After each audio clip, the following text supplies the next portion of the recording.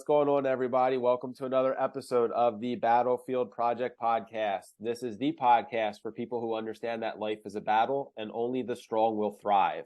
I'm your host, Matthew Rhoda. Thank you for joining me as I shine a light on our guests who are here basically to talk about some of the battles that they've experienced in their life, whether that's professional, personal, spiritual, whether it's very recent or whether it's something in their childhood.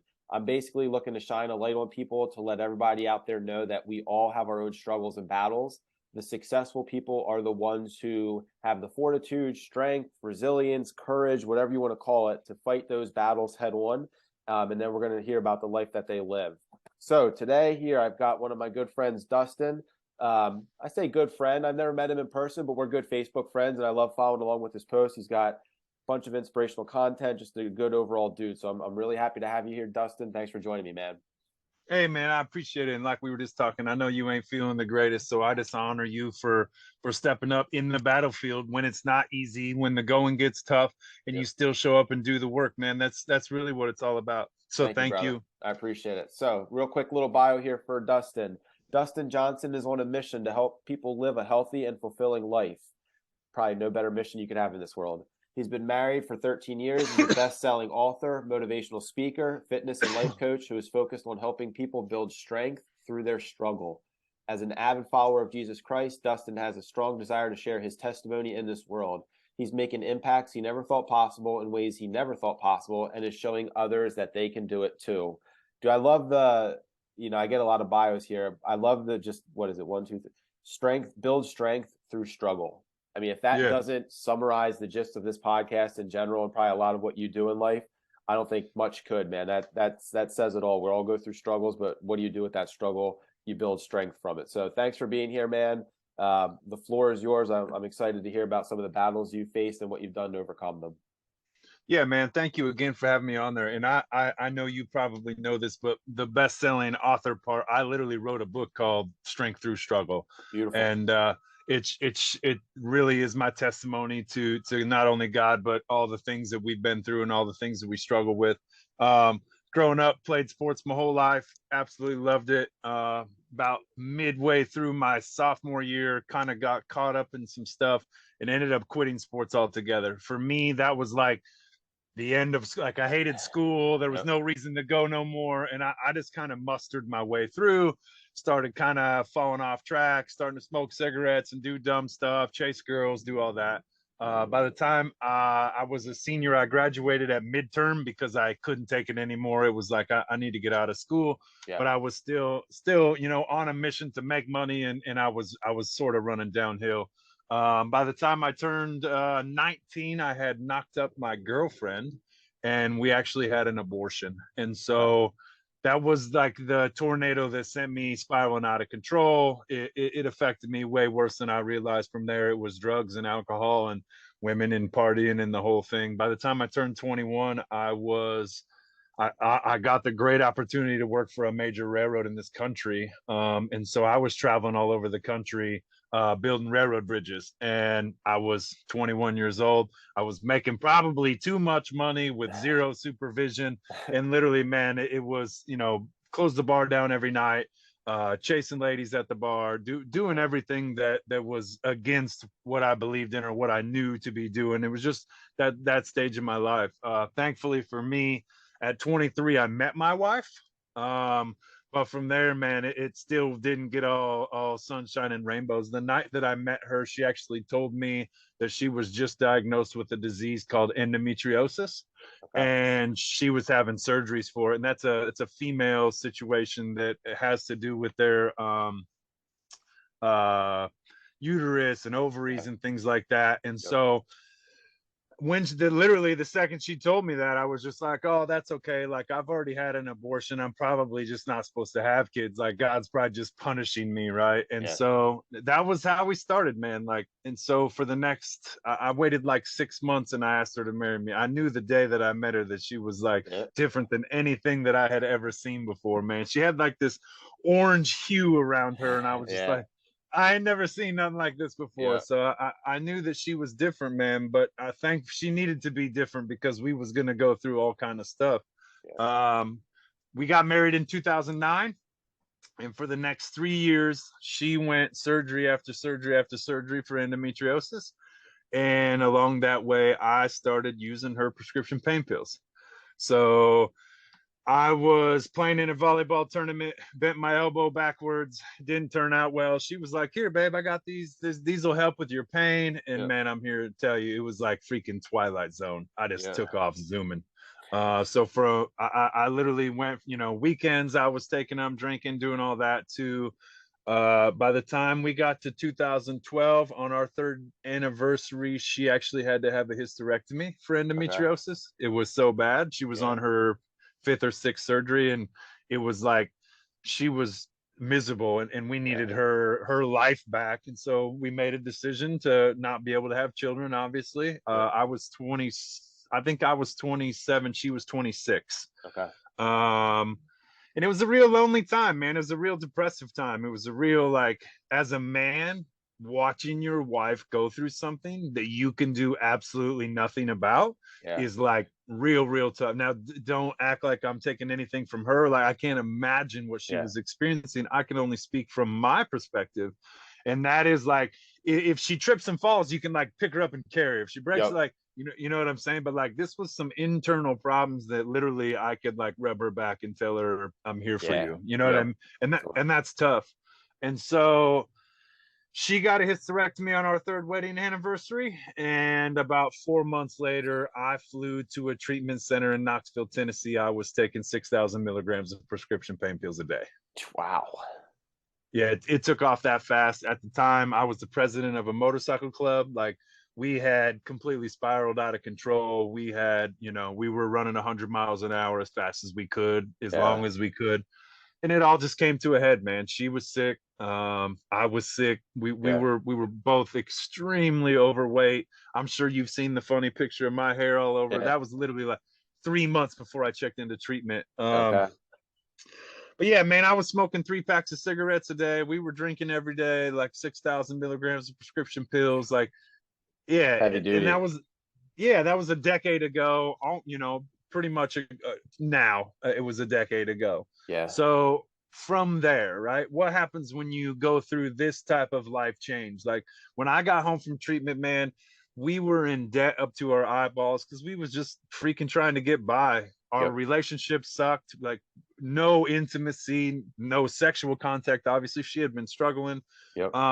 But like, we didn't know what we were doing. We had no plan or vision. We had no goals in life. Like, we just got married, and like, we had jobs, and we were just gonna live the rest of our lives. Yep. We were both out of shape, both miserable, both, horrible. And so when I got home, I knew something had to change. Obviously, sobriety needed to be the first thing. Yep. So I started going to AA. She started rolling with me. She's a fighter, man. She's been with me through it all. And that's what's Yeah. cool. What I learned probably over the last decade is just how important a marriage is, just how important, like, God created it for us to be the mirror or the sandpaper for the other person. Yep. And so she was my sandpaper, man. And a lot of people complain about that, like, oh man, she just rubs me wrong, or she Yeah. always points. And it's like, no, man. If you think about sandpaper, like, sandpaper rubs you so that it's That's smooth it, to and get to things that go. smooth. Yeah. Yep. It's like, I got rough edges all over. They need to start with like 10,000 grit sandpaper, Yeah. like, Right. Yeah. all the way down. And Yeah. so, like, she's been my sandpaper, man. And thankfully, she stuck with me through the whole situation. So really, our marriage sucked, our bodies sucked, our finances sucked, our lives sucked, real talk. And Yeah. when I got home, we started getting, or we got some, I was sober. And we started working out because I knew, like, I could do push-ups and sit-ups and squats and burpees in my garage, and it didn't cost nothing. It Yep. didn't, no, I didn't owe nobody anything. Nobody Yep. was looking for me or trying to Yeah. hunt me down. And so that was how we got into fitness. It was like, Awesome. obviously I played sports when I was younger, but like, I had let myself go. I had all of that. And I Yeah. think the most important thing with fitness, man, is like, a lot of people think you just go to the gym to like lift weights or gain muscle or whatever. Like, you Yeah. say, man, you look freaking great. You do all the workouts, but you also understand that, like, the mentality that you get from that the Yeah. inner strength, the confidence, sure, you look good, you feel good, right? Like those are amazing things. And that's Yeah. usually like the surface level stuff. But Yep. like, what happens when you walk into your job tomorrow and they just say, hey, man, we got to let you go? It's like, oh, okay, well, I Yeah. can handle this. I've been through some tough stuff. I'm going to figure this out and I'm going to Yep. move on. And Yep. so it was perfect, man. We needed a different mindset. We needed to do things differently than the way we had been doing them in life. Yeah. And it was the catalyst. So for the next few years, it was like work on our relationship, literally pay, work overtime and hustle our jobs and be able to pay our debt off and pay all the things off that we owed on.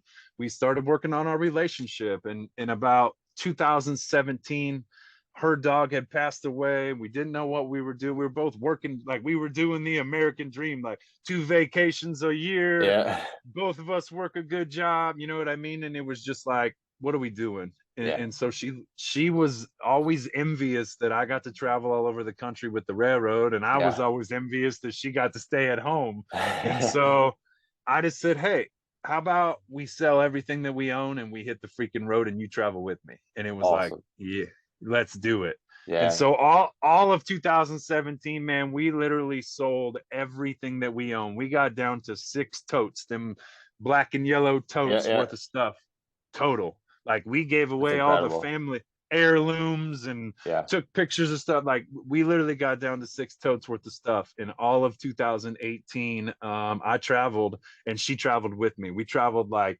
25 different states, 18 different national parks. Like Incredible. we it, we finally in 2018, after being married 9 years, started dating each other, Yeah. started like learning about each other, started growing with each other. And like when you get down to 6 totes worth of stuff and you don't have distractions and you're Yep. you're not around family or friends or old habits or anything like that, like you have to learn how to work with each other. You have to learn how to, I don't want to call it deal with each other, but like learn No. each other's habits, learn Yep. each other's, situations, and learn to appreciate the little things and appreciate the things that you do have. And so it was Yeah. really powerful for us.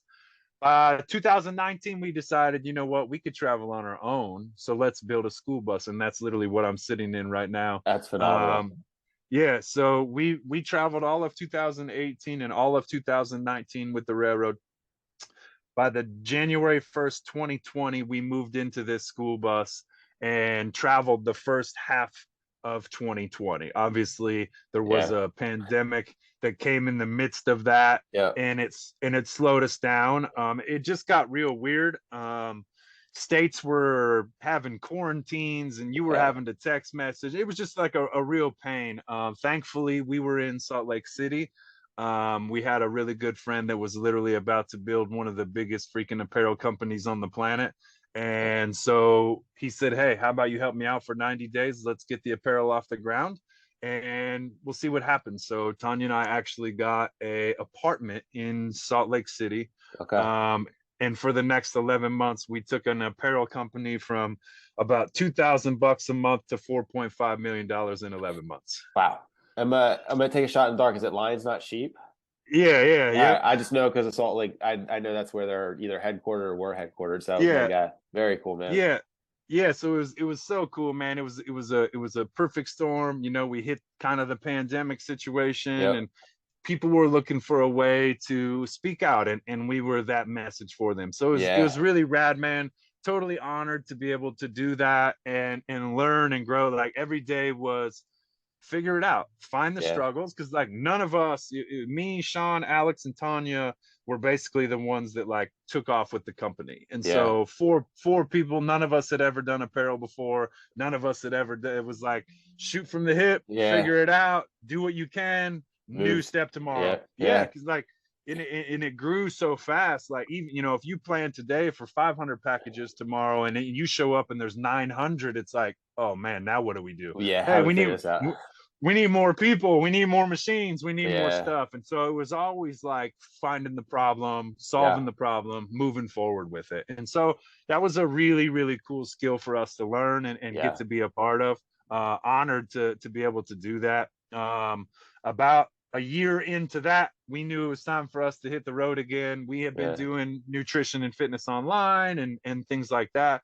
And so we decided to do a tour in the bus. We got back into the bus, and Tanya and I actually went around to 10 states, 10 cities, and put on free workouts and had some masterminds. But really, like, I got so tired of hearing about health and fitness and all these things. And I was like, all I can do is, I know I want to travel. I know I want to live in the bus. How can I give back to people and like Yeah. bring actual health back to the forefront? Not what Yeah. we've been practicing, but Yeah. actual, like, eat whole foods, drink water, exercise, sleep well, get some sunlight, these types of things. Yep. And Totally. and so it was like, we went from Salt Lake City all the way to Pensacola, Florida, all the way to San Diego, and we ended last December in San Diego on tour. It was really cool, man. It was awesome. It didn't turn out like as big or as awesome as we wanted to, but it was like we set out to do it and we freaking did it, and we Yeah. gave back. You know what I mean? Like, took Totally. a chance and went with it. So at the end of the tour, we actually had a really powerful moment when we were in Frisco, Texas on the tour. And I actually had an opportunity to go to this church that we had been following for 6 or 8 months. I had grown up Catholic, but once I joined the railroad and was traveling all the time, like, church wasn't a thing. I didn't Yep. have time for God. Like, I was doing my own thing now. And it Yep. was a horrible idea, but I Yeah. needed to do it. Yeah. And so we had been watching this church online. I had actually got to hear the pastor speak at an event, and it, like, tears rolling down my face, man. And all I took from that was like, I needed God and different people in my life. Yeah. And from there, I just started following him, and it was a great experience. And so I got to go to this event called Warrior Night. Literally the week we're pulling into town, there's this Warrior Night for a bunch of dudes to show up at the church and be mighty men of God. And I'm like, I don't know what it is. I don't Yeah. know nobody at the church. I don't know the past. Like, I don't know nothing, but I'm gonna walk in there and I'm gonna figure out what it is. Yeah. So a friend of mine, Josh Littauer, had messaged me on Instagram. Me and him had been following each other on Instagram through CrossFit and stuff like that. And he said, hey man, I see you're in town and you're going to Warrior Night. If you want to sit with me, meet me in the hallway and I'll sit with you. And it's like, I didn't even know him, but Yeah. here we go. So Yeah. I walk in the church, man, I meet him, we shake hands, and it's like, all right, go sit down. And while we were there, there's probably 300-400 men there. The pastor's up doing his thing, and we're singing and praying and doing all these things, all stuff that I had never done in a Catholic church before, man. Yeah. And it was different, right? So the pastor asked, we were trying to do this thing, and so he had a bunch of us stand up, and it was to put $1,000 down. Uh-huh. And so, of course, man, Josh had to stand up next to me, and I'm like, oh man, I don't got $1,000. I can't stand up. I can't do this. And inside, man, God was just like, yo, you got to stand up. Like, I Yeah. need you to stand up. And I was like, well, I got some money in the bus. I got some money in the bank. I can't honestly sit here and say I don't have the money. Yeah. And that was what kept playing in my head. Like, I can't honestly tell. I Yeah. can't look you in the eyes right now and say I don't have the money if I have the money in my pocket. That's it. Yep. And so I stood up. And so Pastor Keith, man, he's all 125, 126. He literally points at me and he says, number 127, what is your name? And I was like, oh man, he didn't do this with nobody else. What's happening right now? Yeah. I said, my name is Dustin. And he just stopped. And Josh puts his arm around me and he said, hey, man, this is about to happen. I said, what's about to happen? He said, I don't know, but it's going to be cool. I said, all right. And the pastor literally started speaking over me, man. He said, Dustin, I feel like your life just has you traveling all over the place right now. And I was like, yeah, Yep. man, we're on tour. He said, I feel like you've pretty much given up your entire life for your mission, for your journey, I said, dude, I've given up everything to be where I am today. And he said, man, God, I just want to tell you that God sees you and he hears you. And I'm like, how is this guy speaking all these things? I've never even spoke to this man before. And he's like literally professing my life out to these other men. He said, Dustin, why don't you come down here? So I go down to the front, man, I'm sweating. I got tears rolling down my face. And he just starts, he puts his hand on my head and he just starts prophesying over me and speaking good over my life. And it was so cool, man. And then he stopped and he cocks back and he looks at me and he says, Dustin, have you ever given your life to Christ before? And I was like, no. And he was like, man, today's the day. Today's the day you're going to give him everything. He said, Yeah. you've been running around with some of the wrong people. You've been running around doing some of the wrong stuff. He said, God's with you, and he wants you to be with him today. And I was like, yeah, man, let's do it. So Yeah. I literally gave my life to Christ that night. 8 days later, my wife and I got baptized at that same church. And so, to preface the end of the tour, we decided to move to Frisco, Texas for another year Yeah. and really get foundational with God, really get foundational with the church, and really figure out what it was like. What was this God thing like?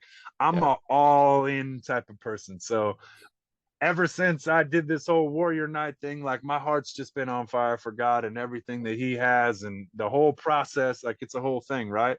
But I just dove head first, man, and went for everything. When we got to Frisco, I ended up getting to work at a gym, Okay. and actually training live and in person there. I'd just been doing it online and stuff up until then. So getting to do it live and in person and kind of like hone coaching skills and practicing some of the things I know and learned and just being able to touch people's lives in live and actually get like live feedback and things like that was such a powerful thing. But I would say all of 2022, man, the message for me with God was be still and know that I'm God. And I hated it. I hated it at first because I'm like a 100 miles an hour type of person. I Yeah. just want to go, man. And so at first it was like be still. Like I don't know how to be still. Yeah. I thought that meant like do nothing. And I'm like, Yeah. that's not for me. Can't And it happen. was yeah. And it was like he finally made it clear to me that it was like do what you know to do, but like also know that I'm part of the equation, also Yeah. know that I'm here with you. I also want you to grow faith in me and learn to trust me along this process because it's not just about you anymore. And it was like, oh man, be Yeah. still. Okay, Yeah. okay, I can do that. I That's can like a feel lot better. that. Yeah. Yeah, man. So we did that all this year. I did this Mighty Man Path, which was this men's group that the church put on. It was so freaking rad. And I really just chalk up this last year to being really, really foundational, man. Building foundation in fitness, in my marriage, with God.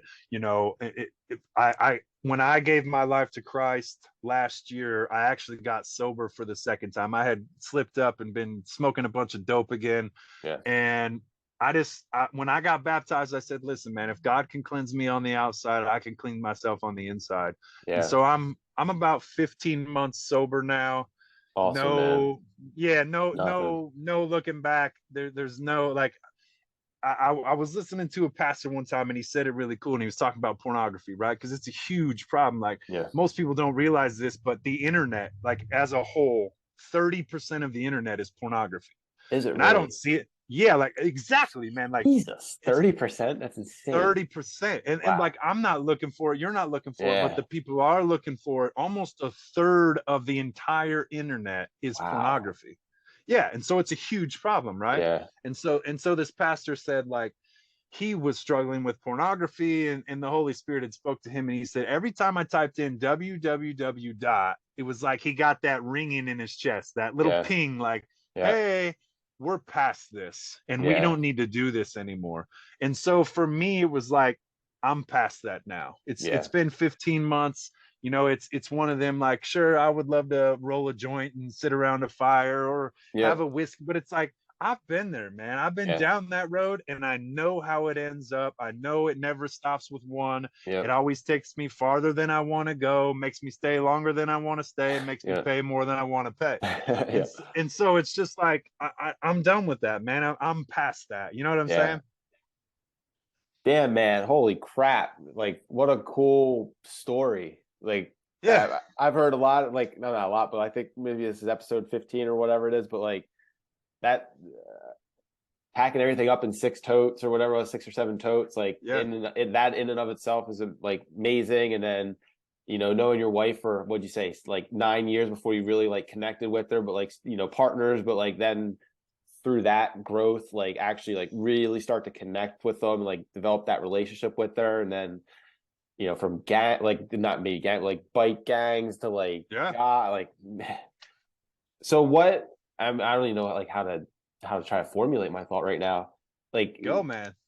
when you say like you give it all to Jesus, like what does that mean? Like help our audience understand what that means. Cause like, I was born Catholic, born and raised Catholic, gave up church and like, going to church on a weekly basis and all that stuff, end of high school, college, and like my wife and I go occasionally now with the kids. But even like the repetitiveness of it, I'm still not, but like I absolutely believe in a higher power. And like when you mentioned be still, like in God's presence, like that all resonates with me and makes sense. But when someone says like I've given my life to Christ, like what is that is it on a daily basis? Like can you articulate what that means? I'm asking mostly for myself, but also I'm sure Yeah. someone listening to this is asking the same thing. So my favorite part is, man, now I realize like when God talks to me immediately, I get chills. So I know you're asking like the right question. Appreciate And that. this is how it's been explained to me. Like, this is really cool. So I grew up in religion, which is what most people have an experience with. And unfortunately, it's where a lot of pain comes from, a lot of hurt comes from, a lot of judgment comes from, Yep. right? I'm not here to judge. I don't care. I was brought up Catholic. Yep. So I was part of the judgment. I was part of the religion side of Yeah. things. For me, what I've learned over the last year is relationship. And that relationship is with God. And so when I mean I give myself to God, I mean I wake up every day to gain a closer or more intimate relationship with God, just like I do with my wife, just like I do with my friends, just like I do with my parents, just like I do with everything else, right? So what does it mean to be in relationship with God? Well, the Bible is obviously the owner's manual of how he created me and the world. Yeah. And so I spend a little time reading the Bible each day. A good place to start is usually in Proverbs. There's 31 of them, so you could read one every day Yeah. for an entire month. Like literally, just start there. It's a couple of paragraphs, and it's a good start. And it's also comes from literally King Solomon was the richest man ever. They figured he had like $3 or $4 trillion Wow. back Way back 2,000 when. years ago. Yeah. Yeah. So I mean, $50 Yeah. trillion today. Yeah. Yeah. The richest and smartest man that ever lived. And so there's 31 of them. That's an awesome place to start. And this is the cool thing, man, is God will meet you where you are at. So Yeah. if you literally start at Proverbs, he can start working on your heart right then and there. Yeah. Start the path or the process it is to have a relationship with him, right? It's Yeah. to like I'm a sinner, just like I can't speak for anybody else, but I'm a sinner. But Yeah. ultimately, what sinning means, like so many people think it's because, oh, I did wrong or whatever. But like what sinning means is you just missed the mark. Yeah. So when we talk about religion versus relationship, religion is like you're driving your car, you go to hang a left turn, and you crunch into the car next to you, and you say, "Oh man, I don't want to call my dad because he's gonna kill me." Right? Yeah. That's what we said when we were 16. Yep. Relationship with God. So that's religion. It's like if you don't do this, then you're wrong. If you don't do that, then you're sinner. Yeah. Whatever. Like that's fine. Relationship with God is like, crunch, I just crashed my car. And it's like, man, the first person I want to call is my dad, God, because he'll know how to fix this. Yeah. And when Wow. you make that transition, when you make that change to, he's not this like angry dude that if you didn't do exactly what he told you today, and if you don't make your bed just right, then you're going to hell. It's like, Yeah. no, man. It's just like me and you. Like I message you back and forth on Facebook. You message me. We hitting each other up. Like Yeah. we're building a relationship. We're sitting Yeah. here today, adding value and building relationship. So God's trying to have the same thing with you, man. Add value Wow. and build relationship in your life. Dude, that's incredibly powerful to hear.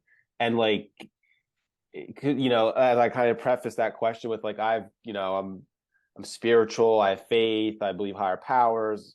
There's plenty of times where I say like, yeah, I know God is speaking to me, but I've like hearing you talk, I'm like, okay, I'm like analyzing myself in my life. I'm like, I have a very passive relationship. It's kind of like, I know it exists and I appreciate it. And I mean, that's probably the best way, but like, I'm not, let's put it this way. If that's the relationship I have with my wife, which is a real world example, I know it exists and I appreciate it. And that was it. That relationship would fall apart or it'd be on rocky, but like it wouldn't thrive. But if I actively engage with my wife, if I actively participate in conversations with my wife, God, if I actively serve my wife, God, the relationship is 100 million times better because the effort, it's two ways. It's not me just kind of like, yeah, I know God exists, and when I need him, like, he'll be there. Like, yeah, that's great to know, and that's peace. Like, that gives my heart peace to know that.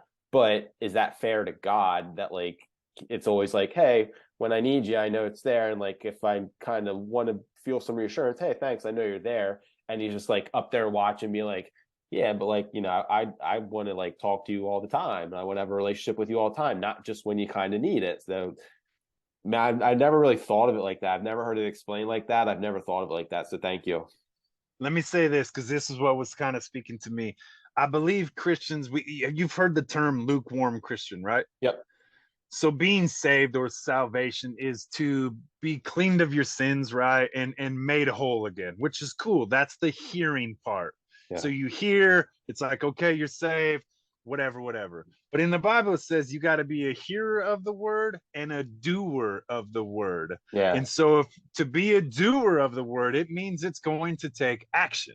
It Yeah. means you see what I'm saying? And so it's Yeah. just like hearing it's great. I know you're there. It's all cool. We're good. Knuckle pound. But Yeah. it's like take it one step farther and literally create a relationship with God. And that's what my heart's on fire. Like I'm on fire for God all the time. My wife literally texted me before I got on here. She said, I just pray God speaks through you, blah, blah. And like, that's what it Yeah. means, man. I know that God's working and I accept and want nothing but his will for my life. Jeez, man. Thank you.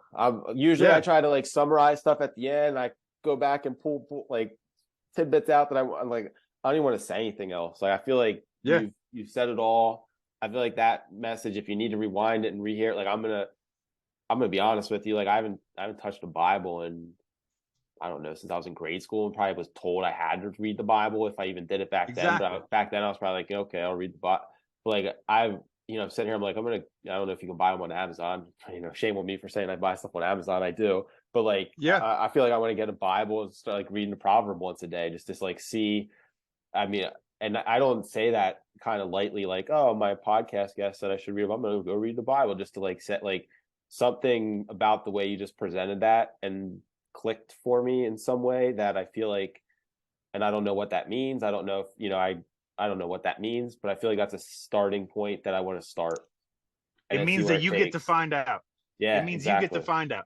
You get to pursue it and see what happens. See, in See where 6 months, it takes do it me. for 90 days. Yeah, Yeah. that's it. And so this might sound crazy, but there is a Bible app Okay. on your phone, so you can start there. Yeah. I either read the NIV version or the NLT version.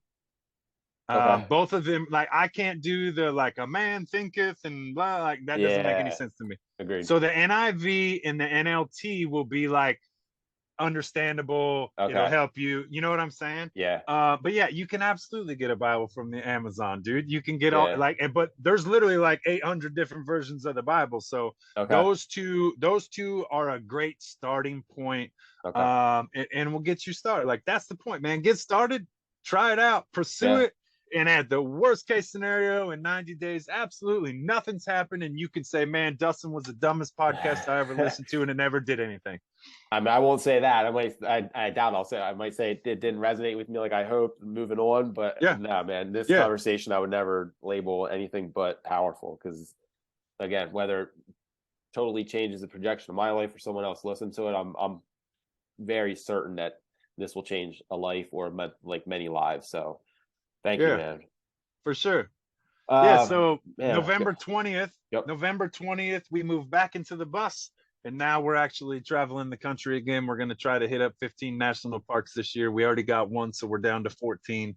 I love it, dude. 2023 is all travel. Yeah, and spreading God. If you, by any chance, we don't have national parks in Lancaster, Pennsylvania, man, but if you're anywhere near Central PA, let me know, dude. I would love to connect with you in person. Yeah, yeah. We're all West Coast this year. Right now, I'm Okay. sitting in Arizona. We'll wait out the winter in Arizona. Nice. And then when the weather goes up, I'm going all the way like Montana, Washington, and then Beautiful. Oregon, coming back down California. That's the plan, man. I know God's got different plans. Yeah. It might change completely, but that's our plan right now. Awesome, brother. Man, Yeah, where can people find you? Where can people connect with you? How can people be inspired by you? So the best place to get me is at Dustin G Johnson on Instagram. It's all one word, and you can message me even if it's in like the spam message. I always check them because them are usually the funniest Yeah, messages yeah, anyway. right, yeah. But yeah, like I'm more than willing to talk to people. I'm more than talk about addiction, talking about depression, like whatever it is, man. I'm an open book, and I'm down to help people. That's what I believe I was put on this earth to do. I'm right there with you on the same mission, man.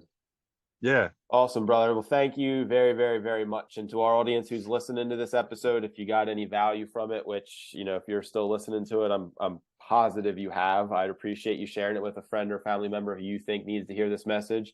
The goal of our podcast is quite simple. We want to create a massive positive ripple effect across the universe. And I think everything that Dustin just shared with us absolutely contributes to that call. So thank you, man. I deeply, deeply Sure. appreciate you. I honor what you're doing, and thank you for being here, man. Hey, man, thanks for having me on. Absolutely. I'll see you on the battlefield.